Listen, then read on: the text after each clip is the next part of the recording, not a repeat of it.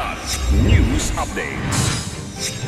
Sa ating mga balita, di umano'y gentleman's agreement ng Pilipinas at China, wala pang sagot mula sa kampo ng dating Presidente Rodrigo Duterte. Dangerous heat index levels na itala sa 11 lugar. Working hours ng local government units sa National Capital Region itinakda ng Metro Manila Council sa alas 7 ng umaga hanggang alas 4 ng hapon simula April 15. Ako po si Cesar Soriano, kasama ang buong puwersa ng Kidlat News Channel para ihatid ang mga nangungunang balita sa buong kapuluan ngayon. Binigyang diin ni Pangulong Ferdinand Marcos Jr. na hindi pa nagbibigay ng sagot ang kampo ni dating Presidente Rodrigo Duterte hinggil sa gentleman's agreement ng Pilipinas at China sa West Philippine Sea o WPS. Saad ng Pangulo, nakikipag-ugnayan na rin sila sa mga dating opisyal ng nagdaang administrasyon upang linawin ang sinasabing kasunduan ng dalawang bansa kaugnay sa pinag-aagawang teritoryo. Inihayag niya rin na walang ideya o record ng kasalukuyang administrasyon ukol sa nasabing agreement. Anya, hinihintay din ang pagbalik sa bansa ni Chinese Ambassador to the Philippines, Huang Zhilian, upang ipaliwanag ang naturang kasunduan, bagay na kagimbal-gimbal umano para sa kanya.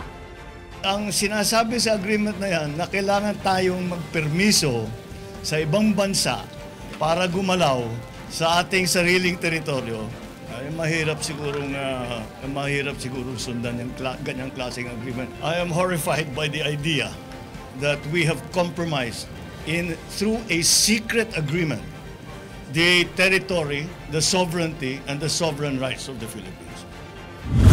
Umakyat na sa dangerous levels ang heat index sa 11 mga lugar sa bansa ayon sa Philippine Atmospheric, Geophysical and Astronomical Services Administration o PAGASA. Sa 5 p.m. forecast ng PAGASA nitong Miyerkules, naramdaman na ang heat index mula 42 to 44 degrees Celsius sa mga sumusunod na lugar.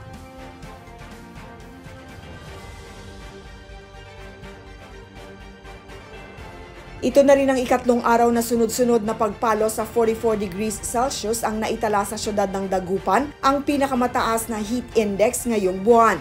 Inaasahan na mga abot sa 41 degrees Celsius ang mararamdamang init sa Metro Manila. Noong March 27 nang maitala sa Rojas City sa Capiz ang pinakamataas na heat index na nasa 48 degrees Celsius. Bungsod ng lumalalang pagsikip sa daloy ng trapiko sa National Capital Region o NCR, itinakda ng Metro Manila Council o MMC mula alas 7 ng umaga hanggang alas 4 ng hapon ang working hours para sa lahat ng opisina ng gobyerno simula sa susunod na linggo. Ito'y matapos aprobahan ng MMC ang Resolution No. 2408 ng Metro Manila Development Authority o MMDA na layong i-adjust ang working hours ng mga kawani ng lokal na pamahalaan na naiipit sa traffic congestion sa naturang rehiyon, lalo na tuwing rush hours.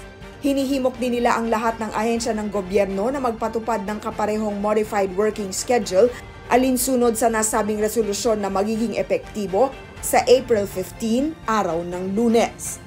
Para sa Kidlat News Updates, ako si Rosalyn Sinchonko, nag-uulat. Atin niyo pong natunghayan ang mga headlines sa nakalipas na mga oras.